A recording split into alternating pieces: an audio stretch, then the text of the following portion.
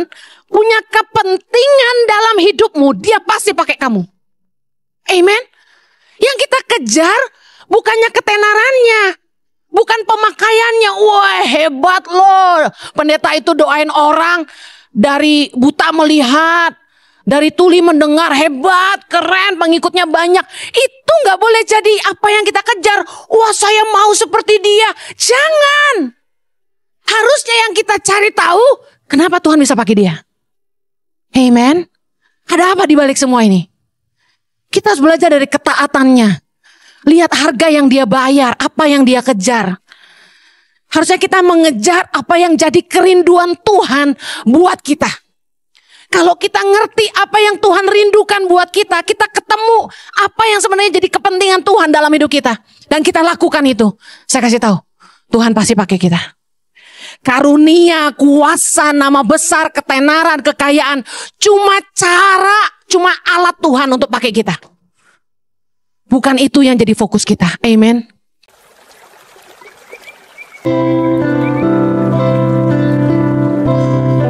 Oke, hari ini saya akan menyampaikan firman Tuhan dengan tema salah fokus. Salah fokus. Salah fokus yang pertama.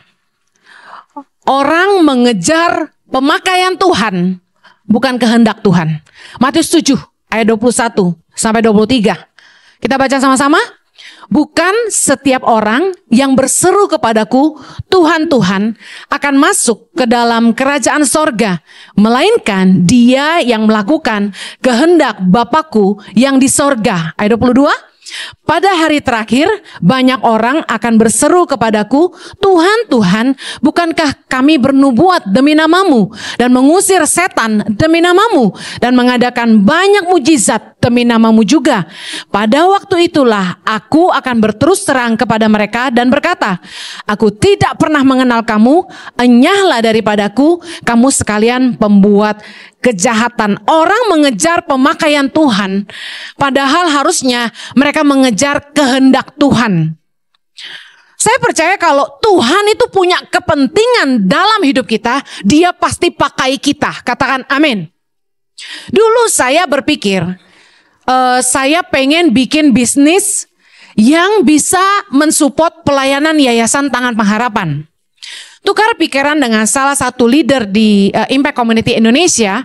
Waktu itu belum ada ICI, dia partner Tangan Pengharapan. Beliau berkata begini, Hen, karena dia jauh lebih tua, dia panggil saya Henny. Bisnis juga bukan untung terus. Bisnis juga nggak gampang. Bisnis juga ada ruginya. Kamu siap bangun bisnis? Investasi. Kalau nggak jadi gimana? Saya mikir, pelayanan Yayasan Tangan Pengharapan butuh uang besar tiap bulan. Kalau ngarepin donasi terus, waktu itu saya sudah lelah sekali. Capek ngomong, capek jualan, capek semuanya lah. Saya bilang, Tuhan, kalau bisa saya bikin punya bisnis. Tapi ternyata Tuhan berkehendak berbeda. Yang dibisnisin sama Tuhan, saya. Tiba-tiba 2018, khotbah saya viral, berjudul Healthy Dating. Jangan ambil hati orang yang kamu gak siap jaga. Wah, itu muncul di semua IG. Ditonton, puji Tuhan, jutaan orang. Masuk TikTok dan sebagainya. Yang saya heran, kenapa TikTok saya sendiri nggak sampai segitu banyak yang nonton, tapi giliran orang upload khotbah saya di TikTok mereka yang nonton 22 juta, 30 juta. Not fair. Tapi anyway, saya nggak masalah karena saya nggak cari uang di TikTok. Yang saya ingin tekankan begini, orang lebih mengejar pemakaian Tuhan. Jadi terkenal, punya nama besar, punya kedudukan, dipakai Tuhan bernubuat, dipakai Tuhan ngusir setan, dipakai Tuhan menyembuhkan orang sakit. Kan kita selalu berdoanya, Tuhan urapi aku, pakailah aku untuk kemuliaan-Mu. Betul nggak? Tapi sebenarnya itu salah fokus. Kita nggak boleh mengejar pemakaian Tuhan. Kita nggak boleh minta jadi terkenal. Harusnya yang fokus kita adalah perkenanan Tuhan. Apa yang jadi kehendak Tuhan buat hidup kita. Kenapa Tuhan mengizinkan saya dikenal. Saya jadi ngerti sekarang. Berkat saya dikenal, orang jadi tahu Tangan Pengharapan. Orang jadi percaya sama Tangan Pengharapan, bisa paham ya? Satu kali ketika kami diaudit oleh BNNCO, mereka bilang gini sama kami. Mereka minta data donatur Tangan Pengharapan, beberapa orang ditelepon sama mereka. Dan mereka bilang gini, dari semua yang kami survei, mereka memberi kepada Tangan Pengharapan karena hubungan, kepercayaan. Jadi karena mereka mengenal kami, mereka nabur. Ini bahaya, dia bilang. Kalau suatu hari Ibu Heni atau Pak Jojo sudah tidak ada lagi, Tangan Pengharapan bisa tidak jalan, dia bilang gitu. Nah, saya tidak aminkan itu. Saya percaya, kalau saya berintegritas, saya bisa dipercaya, saya mati pun Tangan Pengharapan akan tetap dipercaya orang. Amen. Karena waktu saya ke Kalkuta, saya melihat dengan mata kepala saya sendiri, Mother Teresa sudah tidak ada. Tapi yayasannya tetap berjalan. Yang lebih dahsyat, kuburannya di depan pintu. Saya tidak usah digitukan ya. Tidak usah. Cuma saya lihat, jalanku bukan jalanmu, kata Tuhan. Rancanganku bukan rancanganmu. Kita kadang-kadang gak ngerti maunya Tuhan. Nah, yang saya pelajari bahwa gini, kalau Tuhan tuh punya kepentingan atas hidup kita, Tuhan pasti pakai kita. Saya teringat waktu awal saya pulang ke Indonesia Januari 2006, kan Tuhan bilang gini, Heni selamatkan generasi. Tapi Tuhan tidak kasih tahu, oke, yang pertama kamu harus lakukan 1, 2, 3, 4, 5. Enggak ada tuntunan apa yang saya harus lakukan. Mulai dari mana? Apa yang Tuhan kerjakan? Tuhan membuka mata saya untuk melihat the real world, kenyataan hidup yang sesungguhnya. Mulai dari keadaan gereja di Indonesia. Wow, ngeri. Politiknya hebat ya. Luar biasa. Kemudian saya itu lahir baru di gereja yang punya tagline tak tak tak tak successful tak tak tak families ya. Jadi saya pikir orang Kristen pasti kaya semua. Pasti diberkati. Ayat yang kita pegang apa? Yohanes 10 ayat 10. Aku datang untuk memberikan kamu hidup. Dan hidup dalam kelimpahan.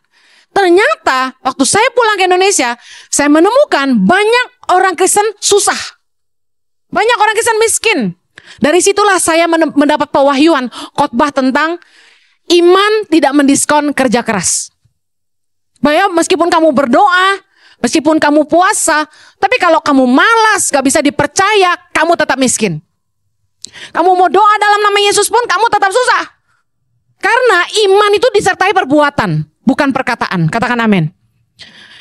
Tuhan mulai memperlihatkan di sekeliling saya bahwa banyak ketidakadilan sosial terjadi di Indonesia. Banyak orang miskin di Indonesia. Banyak anak-anak gak bisa sekolah. Kemudian saya keliling Indonesia, saya menemukan pembangunan di Indonesia ini gak merata. Ada daerah-daerah yang saya temukan, listrik aja gak ada. Signal handphone gak ada. Internet apalagi, lupakan aja. Banyak daerah-daerah yang air aja susah. Untuk ke toilet kita mesti pergi keluar. Ambil air pakai ember. Ketidakadilan sosial, pembangunan tidak merata. Tuhan buka mata saya bahwa sebagai pengikut Kristus, kasih itu tindakan bukan hanya perkataan. Amen. Saya mulai sadar dengan keadaan-keadaan yang terjadi ini. Lalu apa yang terjadi? Tuhan memang tidak kasih tahu saya harus mulai dari mana pelayanan di Indonesia. Tapi yang Tuhan lakukan adalah Tuhan membuka mata saya, lalu Tuhan menunggu reaksi hati saya. Kalau Anda rindu dipakai Tuhan, Tuhan mungkin gak langsung pakai kamu dengan begitu hebat, tapi kamu akan ketemu kebutuhan-kebutuhan. Kamu akan ketemu dengan orang-orang yang membutuhkan pertolongan kamu. Dan di situ sebenarnya Tuhan sedang melihat reaksi hatimu. Apa yang akan kamu lakukan karena kamu tahu ada kebutuhan? Apa yang akan kamu lakukan ketika kamu sadar keadaan di bangsa saya begini. Saya bersyukur bahwa Tuhan mengizinkan saya untuk saya bisa mulai menolong anak-anak di Bandung tahun 2006. Mulai dari 5 anak yang putus sekolah. Mereka miskin, saya pikirin apa yang saya lakukan tolong mereka. Dan saya tidak pernah menyangka hari ini, kalau apa yang saya kerjakan itu ternyata membuat Tuhan membuka pintu yang lebih besar buat hidup saya. Jadi kadang-kadang kita itu maunya langsung hebat, langsung besar, dipakai Tuhan dahsyat. Padahal Tuhan sangat memperhatikan keputusan-keputusan kita dalam perkara-perkara kecil. Amen. Kalau sama orang di rumah aja kita nggak sayang, sama pembantu aja kita nggak peduli, bagaimana Tuhan mau percayakan lebih? Ada orang yang bilang, orang itu nggak takut Tuhan, nggak pernah nabur, tapi dia kaya raya. Saya katakan, kekayaan bukan ukuran perkenanan Tuhan. Believe me. Saya percaya bahwa kalau kita fokusnya perkenanan Tuhan, bukan pemakaian Tuhan, yang kita kejar bukanlah nama besar, bukannya pengen tenar, bukannya pengen dilihat orang, bukannya diurapi sehingga kita banyak pengikut, tapi yang fokus kita adalah apakah Tuhan berkenan sama hidup saya. Saya kasih tahu, bangun tangan pengharapan itu susah payah. Gak dikenal orang, yang follow Instagram sedikit. Saya juga gak pinter main sosial media, saya bukan orang yang canggih secara teknologi. Gak ngerti apa yang mesti diupload, bagaimana ngeditnya, gak paham sama sekali. Cuma saya lakukan gini aja, saya pastikan saya kerja dengan jujur. Saya pastikan saya bisa dipercaya. Saya pastikan saya gak nyuri uang yayasan. Saya pastikan donatur dapat laporan. Saya pastikan apa yang Tuhan taruh di hati saya, itu yang saya kerjakan. Setia aja dengan hal-hal kecil yang Tuhan kasih. Gak pernah nyangka kalau tiba-tiba, boom, dalam sekejap, 2018, orang mulai tahu Henny Kristianus. 2019, saya pergi ke Israel. Saya ingat itu tahun 2019. Di sebuah tempat bernama Silo, di mana kemah tabut perjanjian pernah ada selama 300 tahun. Di situ Tuhan bicara sama saya begini. I will make you great. Aku akan membuat engkau besar. Saya nggak ngerti maksud Tuhan. Saya pikir pelayanan saya akan makin besar. Oh, saya nangis. Oh, Tuhan luar biasa. Begitu saya pulang, tiba-tiba saya ke supermarket. Orang mulai bilang, Ibu Henny ya? Saya pakai masker. Saya pakai masker kok ibu tahu saya? Hafal suaranya, dia bilang gitu. Saya ke mana lagi? Ke bank. Orang mulai bilang, Ibu Henny ya? Waduh gawat, dia bisa ngecek rekening gue dong. Saya ke rumah sakit, lagi bayar di kasir. Ibu Henny ya? Boleh foto nggak? Oh ya boleh.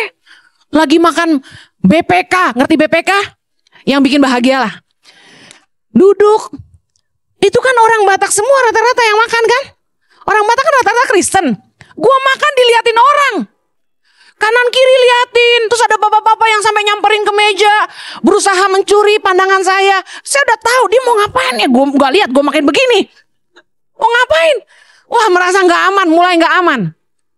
Di airport bisa di-grab orang, Ibu Henny ya? Ada apa ini? Kalau Anda ngerti pergumulan saya ini apa ya, kalau orang kayak kaget berarti tenar kaget gitu ya. Tiba-tiba kenapa jadi pada tahu gue nih? Karena saya kan bukan orang sosial media, ngerti nggak? Saya nggak main TikTok, saya nggak punya TikTok waktu itu, YouTube pun nggak punya. Jadi saya nggak tahu what's going on. Tahu-tahu orang mulai kasih tahu, kamu tuh viral di mana? Di Instagram, lu lihat tuh Instagram lu, tiba-tiba naik terus kan? Iya, gue juga heran kenapa ya, gue bilang. Lu tuh lagi viral kenapa? Lu lihat nih, sampai Instagram yang porno-porno upload ke bahasa saya. Hah? Kok bisa gitu? Tuhan kerja masif. Tiba-tiba Instagram saya naik dari 24.000, bayangin. Jadi ratusan ribu, terus tiba-tiba banyak DM. Anak-anak muda DM semua. Bu Henny, saya mau terima Yesus. Bu Henny, saya pacaran gak kudus. Bu Henny, saya mau berhenti berbuat dosa. Bu Henny, saya mau putusin pacar saya. Tapi gimana caranya? Masih ada gak yang mau sama saya? Ribuan anak muda DM saya sampai shock. Tenar kaget. Tapi saya jadi ngerti. Kalau Tuhan punya kepentingan dalam hidupmu, dia pasti pakai kamu. Amen. Yang kita kejar bukannya ketenarannya, bukan pemakaiannya. Wah, hebat loh. Pendeta itu doain orang dari buta melihat, dari tuli mendengar, hebat, keren, pengikutnya banyak. Itu gak boleh jadi apa yang kita kejar. Wah, saya mau seperti dia. Jangan. Harusnya yang kita cari tahu, kenapa Tuhan bisa pakai dia. Amen. Ada apa di balik semua ini? Kita harus belajar dari ketaatannya. Lihat harga yang dia bayar, apa yang dia kejar. Harusnya kita mengejar apa yang jadi kerinduan Tuhan buat kita.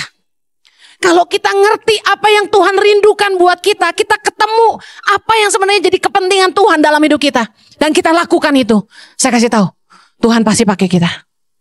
Karunia, kuasa, nama besar, ketenaran, kekayaan. Cuma alat Tuhan untuk pakai kita. Bukan itu yang jadi fokus kita. Amen. Ibarat Anda kalau ke showroom mobil, Anda beli mobil, Anda dapat bonus apa? Payung. Kalender. Betul nggak? Apalagi window tinting.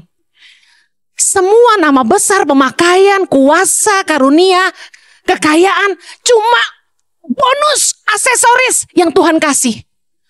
Makanya kenapa teman saya ini yang suka duduk di depan, yang sampai dikirain donaturnya kita gini. Dia selalu bilang gini sama saya, Henny, kamu gak boleh berubah ya. Pokoknya 10 tahun dari sekarang gue mau lihat lu tetap kayak gini. Jangan berubah ya, gituin saya terus. Saya bilang saya gak bakal berubah. Karena ketenaran bukan yang saya kejar. Yang saya kejar adalah kehendak Tuhan apa buat saya. Percuma. Matius 7, 21, 23 itu hafal luar kepala. Saya gak mau ditolak Tuhan di pintu sorga. Aku tidak pernah mengenal engkau. Kamu pembuat kejahatan. Kenapa orang yang bernubuat ngusir setan, bayangin, menyembuhkan orang sakit dibilang pembuat kejahatan. Why? Karena banyak orang yang terjebak kepada pemakaian Tuhan, tapi mereka tidak menanyakan apa yang berkenan kepada Tuhan. Kalau Anda pengen berkenan sama Tuhan, gak ada cara lain. Anda harus tahu apa hati Tuhan buat Anda. Amen. Saya lebih prefer asisten yang gak kepo, ya, yang sok tahu. Saya lebih prefer asisten yang ngerti hobinya saya apa. Ada asisten yang saya gak butuh dia bawa. Kepo amat sih gitu kan. Ada orang yang dia tahu, oh Jenny gak mau diganggu nih. Kalau saya udah merem, artinya dia tahu saya lagi doa. Tapi ada orang yang gak kenal saya, gak bener-bener kenal, kepo. Saya udah merem, sudah lagi diam, diajak ngomong terus. Nah, kenapa saya kurang mau jalan sama orang yang saya gak kenal? Karena di perjalanan biasanya saya butuh waktu untuk diam. Apalagi mau pelayanan gitu. Kayak Tasya tadi nemenin saya di ruangan. Saya bilang, Tasya, saya baca sebentar ya. Dia tahu, saya baca, diam gitu kan. Nah, saya butuh waktu tenang sama Tuhan.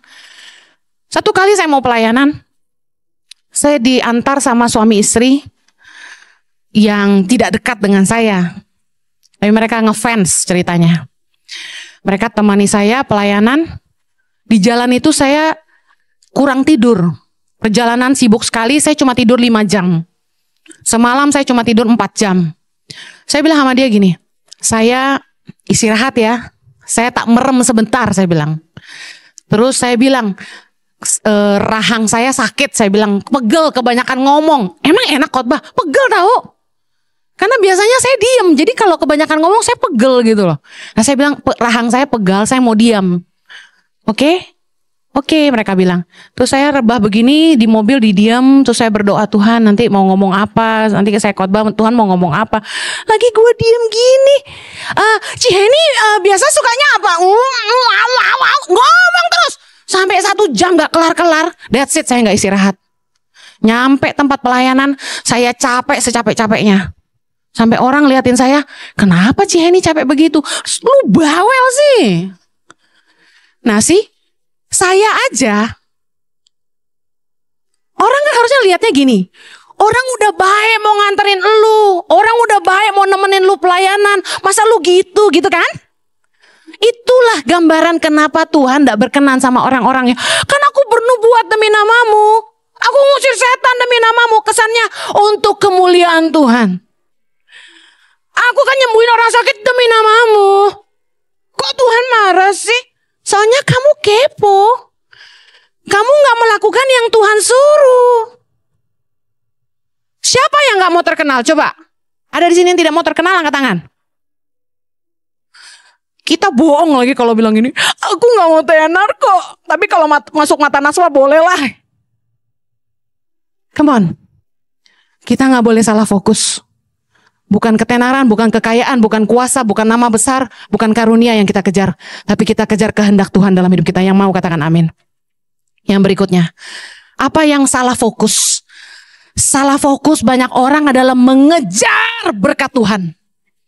Orang suka salah fokus mengejar berkat Tuhan. Matius 6 ayat 31 sampai 33. Kita baca sama-sama. Sebab itu, janganlah kamu khawatir dan berkata, apakah yang akan kami makan? Apakah yang akan kami minum? Apakah yang akan kami pakai? Semua itu dicari bangsa-bangsa yang tidak mengenal Allah. Akan tetapi Bapamu yang di sorga tahu bahwa kamu memerlukan semuanya itu. Tetapi carilah dahulu kerajaan Allah dan kebenarannya, maka semuanya itu akan ditambahkan kepadamu. Ayat ini kita sering baca. Apa maksudnya kerajaan Allah? Kerajaan Allah bicara soal kerajaan di mana Allah menjadi raja dalam hidup kita. Dan keputusannya, kehendaknya menjadi yang paling penting dalam hidup kita. Raja itu kan kalau sudah mengeluarkan perintah atau titah, itu harus dilakukan. Kedaulatan wajib. Ketika kita bilang, saya mau hidup dalam kerajaan Allah, mengejar kerajaan Allah, bicara soal gini, kita mau sungguh-sungguh menjadi hamba yang melakukan kehendak Allah dalam hidup kita. Carilah dahulu kerajaan Allah, bicara soal kamu mendahulukan apa yang Tuhan mau dalam hidupmu. Didrive oleh kehendak Allah. Kebenaran bicara apa? Carilah dahulu kerajaan Allah dan kebenarannya. Kebenarannya bicara tentang aturan main kerajaan Allah. Firman Allah yang harus jadi guidance, pegangan, rambu-rambu dalam hidup kita. Apa yang baik, apa yang berkenan kepada Allah. Nah harusnya dalam hidup kita, kalau kita pengen diberkati, kata firman Tuhan, kita harus ngerti kehendak Allah, lagi-lagi kehendak Allah. Yang kedua, kita harus ngerti firman Allah, kebenaran yang harusnya jadi pegangan dalam hidup kita. Baik berbisnis, dalam berhubungan, dalam pernikahan, dalam mendidik anak dan lain sebagainya. Alkitab semuanya ada.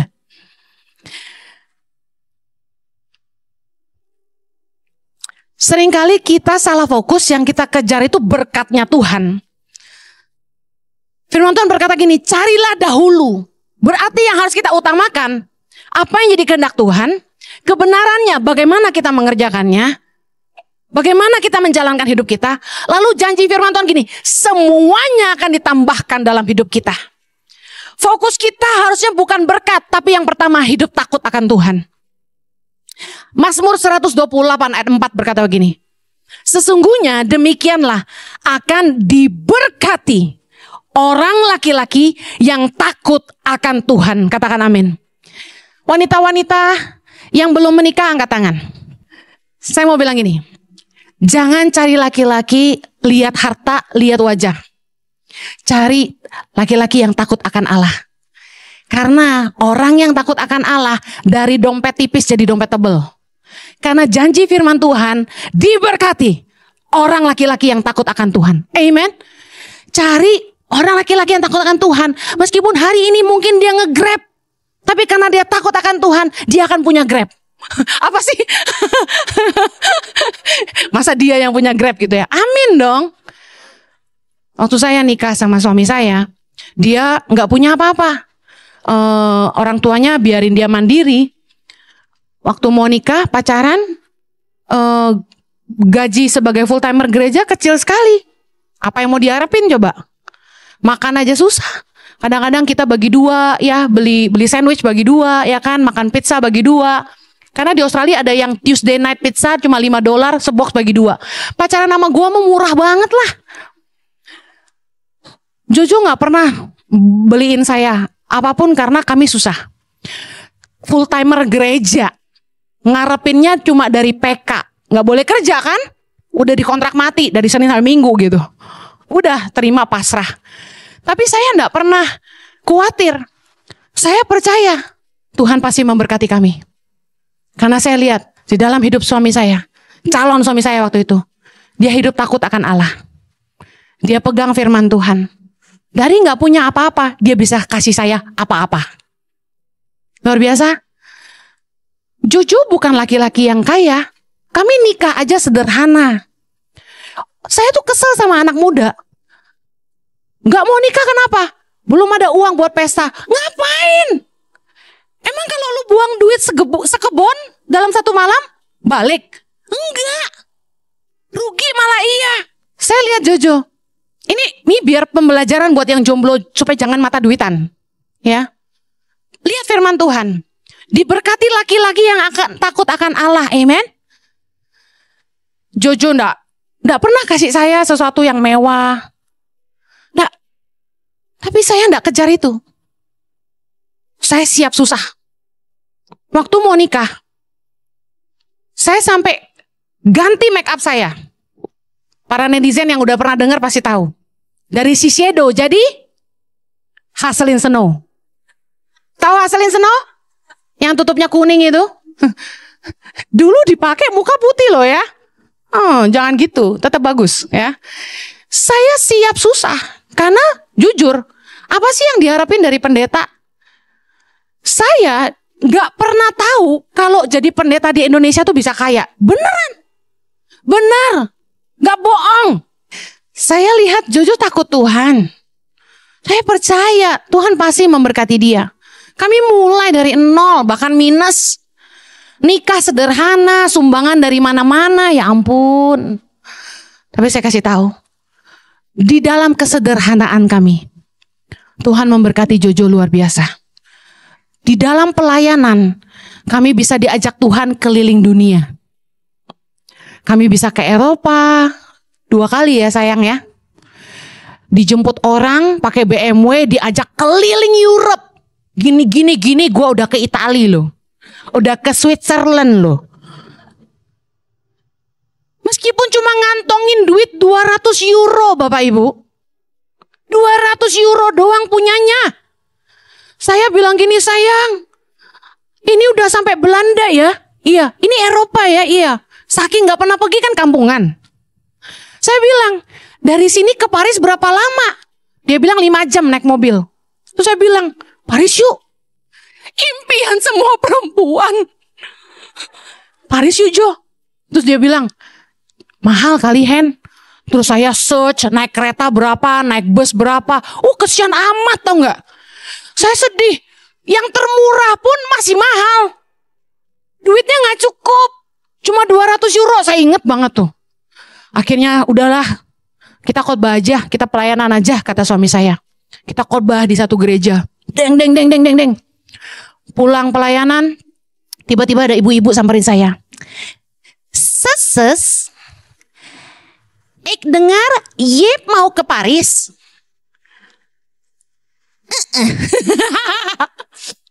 Dia bilang, mau ek anterin? Hah? Kaget saya.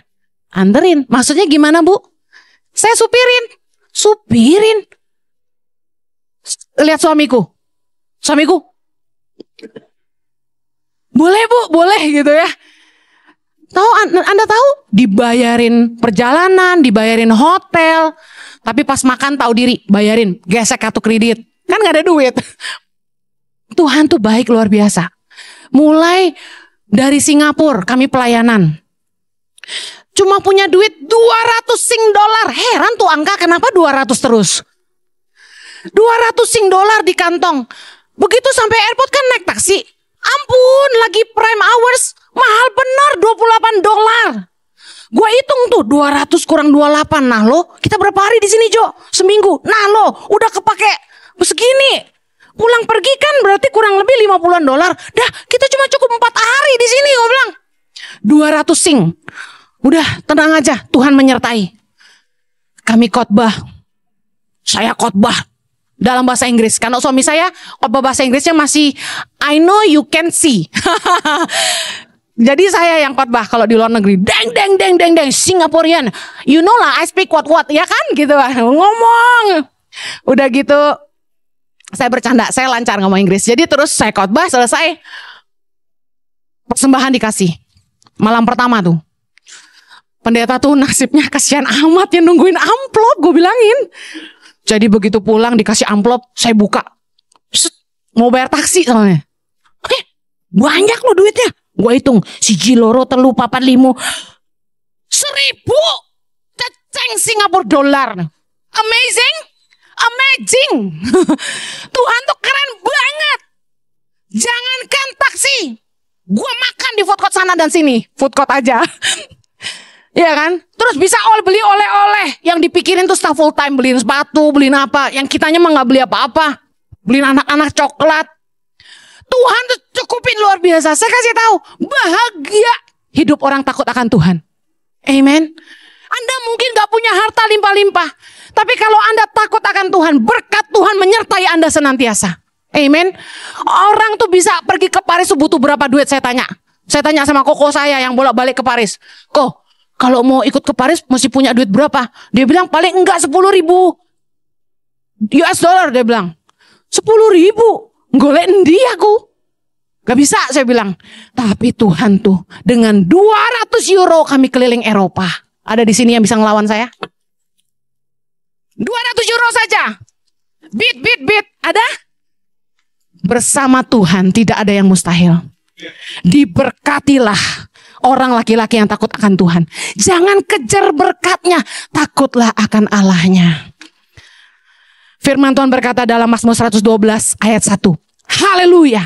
Berbahagialah orang yang takut akan Tuhan, yang sangat suka kepada segala perintahnya. Saya kasih tahu, orang kaya belum tentu bahagia. Amen. Tapi orang yang takut akan Tuhan, kata firman Tuhan, berbahagialah orang yang takut akan Tuhan. Anda lihat saya bahagia gak? Seneng aku. Takutlah akan Tuhan. Yang kedua, yang terakhir. Mari hidup benar. Tadi firman Tuhan katakan, kejarlah kerajaan Allah dan kebenarannya. Hidup benarlah. Amsal 10 ayat 3a berkata gini. Tuhan tidak membiarkan orang benar menderita kelaparan. Siapa di sini yang pernah kelaparan? Tuhan itu luar biasa. Amsal 10 ayat 6a. Berkat ada di atas kepala orang benar. Amen. Anda jangan kejar berkatnya. Hiduplah jadi orang benar. Hidup dalam kebenaran firman Tuhan. Lakukan apa yang benar dan berkenan kepada Tuhan. Berkat Tuhan menyertai hidupmu. Berkat Tuhan ada di atas kepalamu. Amen. Mazmur 5 ayat 13. Sebab engkaulah yang memberkati orang benar ya Tuhan. Engkau memagari dia dengan anugerahmu seperti perisai. Oh haleluya. Tahu gak, saya tuh gak jago berenang. Kalau kolam renang itu katakanlah panjangnya 20 meter. Saya berenang itu lebarnya 5 meter. Bolak-balik. Kata Jojo, suamiku jago berenang. Dia bolak-balik berapa kali. Dia bilang, ayo Henny ikut. Enggak jago. Jadi saya ngambil yang ininya. Kalau salib itu saya yang pendeknya, dia yang panjangnya. Tapi waktu saya mengunjungi pedalaman-pedalaman Indonesia buat nolong anak-anak, Anda tahu, saya menghadang badai. Di Kepulauan Mentawai kalau udah keliling, saya tuh bisa lihat badai itu di depan saya. Lihat dengan mata kepala, nggak berdaya. Dengan perahu kecil kami masuk ke dalam badai. Saya berseru, Tuhan tolong saya masuk ke dalam badai. Aku udah mikir, nih sampai jungkir balik nih perahu gua nggak bisa berenang, udah that's it lah, bye-bye. Saya ke Papua.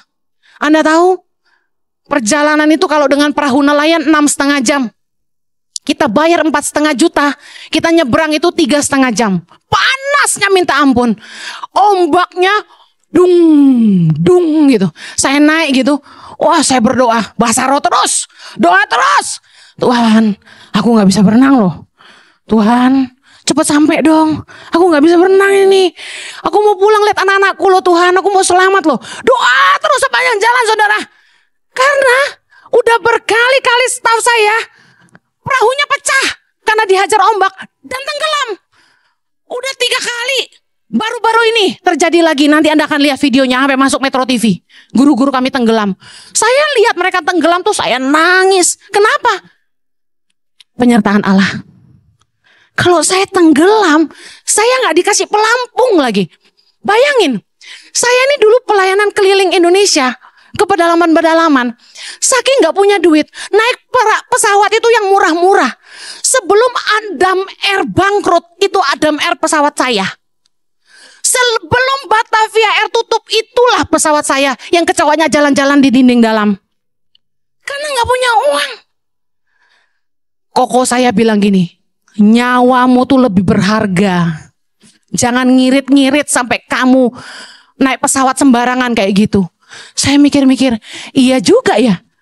Satu nyawa saya ini ngidupin 5.000 anak Indonesia, kok saya sembarangan naik pesawat gitu. Tapi Tuhan tuh pelihara saya. Pesawat yang saya tumpangi, puji Tuhan gak pernah jatuh. Padahal saya naik pesawat itu seminggu bisa 2 penerbangan. Berarti 4 kali naik turun. Saya ke pedalaman naik perahu, gak pernah tenggelam. Sampai staf saya, Pak Wensi ada di sini yang suka foto-foto. Dia bilang gini, kalau jalan sama ibu kita tenang. Kenapa? Badai pun berhenti. Gitu. Kita nyebrang lautan di Papua itu, biasanya badai sebadai-badainya. Tapi ketika saya berdoa, Tuhan, sertai aku. Shh, tenang. Shh. Terus sampai nyampe, sampai saya pulang, nggak ada badai. Diberkatilah orang-orang yang benar. Dipagari Tuhan seperti perisai. Amen. Tuhan melindungi dan Tuhan meluputkan. Orang benar pasti diberkati Tuhan. Orang benar, kata firman Tuhan, tidak pernah ditinggalkan dan anak cucunya tidak pernah meminta-minta roti. Kalau Anda ingin anak cucumu diberkati, hiduplah jadi orang benar. Firman Tuhan berkata dalam Mazmur 112 ayat kedua, anak cucunya akan perkasa di bumi. Angkatan orang benar akan diberkati. Katakan amin. Dengar baik, kita harus hidup bukan mengejar berkat, bukan mengejar pemakaian Tuhan, tapi kejar perkenanan Tuhan, kehendak Tuhan apa buat kita. Saya sudah khotbah minggu lalu tentang waktu tenang. Ada yang nanya gimana caranya cari tahu kehendak Tuhan. Kamu harus punya waktu dengan Tuhan. Berdoa dan tanya Tuhan, Tuhan bicara buat hidupku. Apa yang kau mau dengan hidupku? Dan hiduplah takut akan Tuhan. Hiduplah jadi orang benar. Pegang kebenaran firman Tuhan. Dengar baik. Pemakaian Tuhan, berkat Tuhan semua mengejar hidupmu. Saya tutup 1 Korintus 2 ayat 9. Kita baca sama-sama. Tetapi seperti ada tertulis, apa yang tidak pernah dilihat oleh mata dan tidak pernah didengar oleh telinga, yang tidak pernah timbul dalam hati manusia, semua yang disediakan Allah untuk mereka yang mengasihi Dia. Anda pengen menerima surprise berkat dari Tuhan? Mari hidup mengasihi Dia. Mari kita berdoa. Bapa di sorga, kami mau fokus hidup kami cuma menyenangkan hati-Mu. Fokus hidup kami hanya mencari kehendak-Mu, menyenangkan hati-Mu, berkenan di hadapan-Mu. Dan fokus hidup kami ingin hidup jadi orang benar Tuhan. Hidup takut akan Tuhan. Kami percaya berkat, kebajikan, kemurahan pasti menyertai hidup kami. Dan anak cucu kami pasti diberkati. Kami percaya akan janji firman-Mu. Karena Engkau enggak pernah ingkar janji Tuhan. Berkati umat-Mu, hamba-Mu berdoa. Mampukan mereka hidup benar, takut akan Tuhan, dan hidup mengasihi Tuhan.